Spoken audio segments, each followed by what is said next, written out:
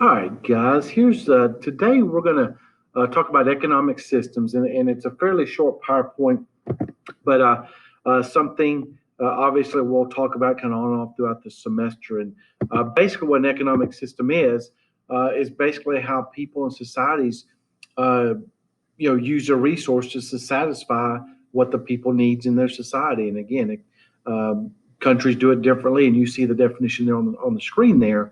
But again, some places there's incentives to work hard, some places not so much.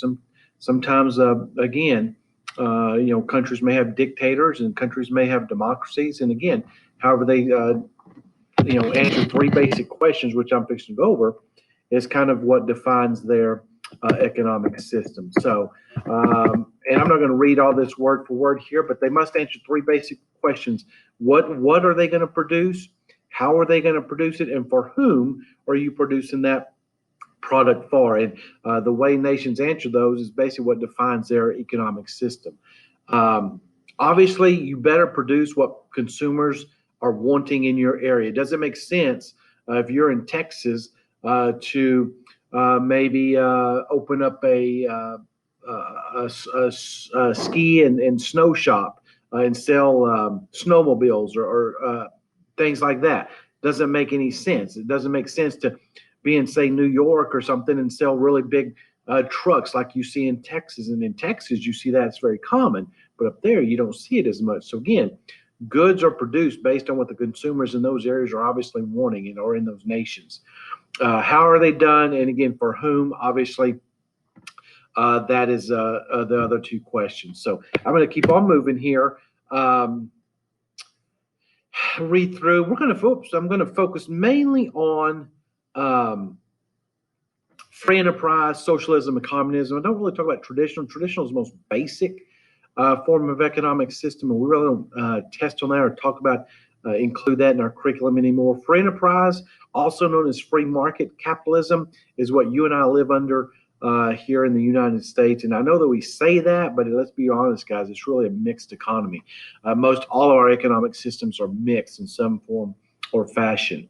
But you and I, in their free enterprise system, have a right to do what we want to do. And I'll talk more about that in a minute. We'll talk about communism, and we'll also talk about socialism. So this is a continuum of the economic systems. You see the farther left you go on the continuum, the more government control there is. Obviously, total control on the far left, and on the far right is pure competition.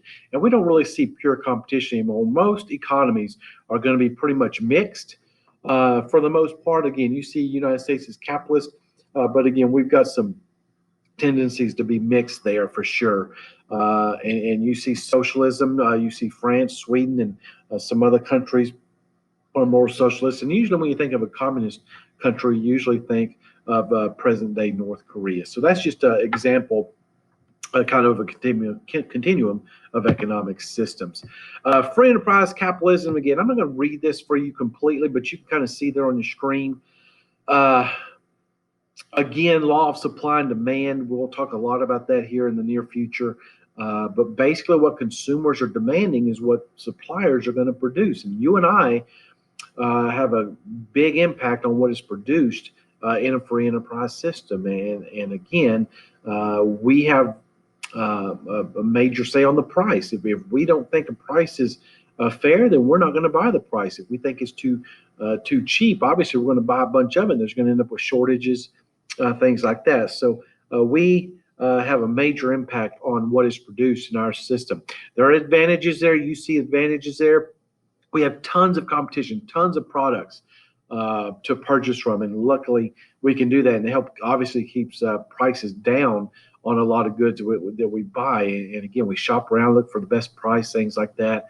You do see a huge rift between the rich and poor, and unfortunately, that is obviously a problem we see in today's world. Again, it's kind of survival of the fittest, and the strongest survive. And sometimes the more money you have, and the more you're going to have more power, and you're going to be have opportunities to do things that sometimes others may not have. And so that's where the government does step in and provide social programs. And again, we could talk a lot about that and go into that. But those are some basic characteristics of free enterprise capitalist system that you'll hear about a lot let's see. Here we go. I think my thing messed up on me. Okay. Going on with free enterprise, private ownership. You and I can own our own property. We can make improvements to that property, whatever we want to do. And again, sometimes it gets into regulations. I'm not going to go off on a tangent on regulations of private property, things like that. But we do have that on certain areas in which where you live. People there, political system, democracy, obviously, which we live in. We have a say. We get to vote on our presidents, representatives, things like that. So, command economy, guys, is going to be totally opposite in the spectrum of free enterprise system. North Korea, Cuba, again, are great examples. But there is usually one or just a few people in total control of those countries. But they do provide a lot of housing, jobs, things like that for their people. But again, the housing they provide is not going to be anything like you would think. And the jobs, they must do and produce what their government tells them to. And so there's really not any incentive to work hard or do better because there's really no way to improve. In a free enterprise system, you and I, we can work as hard as we want to, become as, say, wealthy, hard work or more work or whatever, make more money. But there, you don't necessarily obviously see that. There are a few things kind of interesting here, advantages, less crime and poverty because everybody's the same. It's kind of like sometimes in high schools where there's a dress code in which or a uniform dress where you have to wear certain color pants and shirts to where nobody's different. And that kind of eliminates some of the crime and stuff that you may see in those high schools.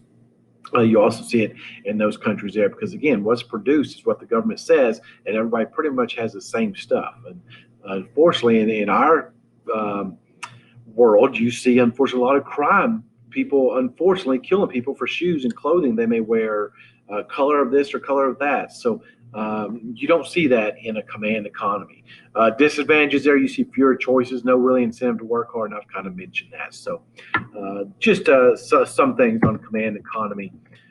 Here's a few more things. One political party, government assigned housing, schools. So you're going to see, obviously, a command economy is not necessarily a place you'd want to live because there's no economic freedom and you just can't do what you want to do. Okay. And I mentioned Cuba and North Korea. There are great examples. So let's go on to socialism here. I'll put the things up on socialism. Increased government involvement in the people's lives. A lot of times it's through healthcare, education, things like that. The main goal is to keep prices low for all people and provide employment. But what they don't tell you is usually the tax rates in these countries are really, really high because they have to pay for these programs in some way. And you're starting to see some tendencies in the United States where people are, claiming socialism and socialist tendencies, again, about healthcare and things like that. But again, free healthcare, there's no such thing as anything free. Somebody somewhere is going to pay for it. So understand that. So when you say, oh, I got this for free, no, you didn't get it for free. Somebody somewhere paid for it. Just like a college scholarship. Oh, I went to school for free. Well, you may have, but somebody somewhere donated or gave money to that school to provide your education. So understand nothing is ever free. So when we talk about socialism, you may call it free healthcare all you want to, but again, you'll pay for it one way or another. Okay. The government runs key industries there. Canada, Germany, Sweden, Australia, Great Britain there. Again, are examples, and I'm going to spend a lot of time there.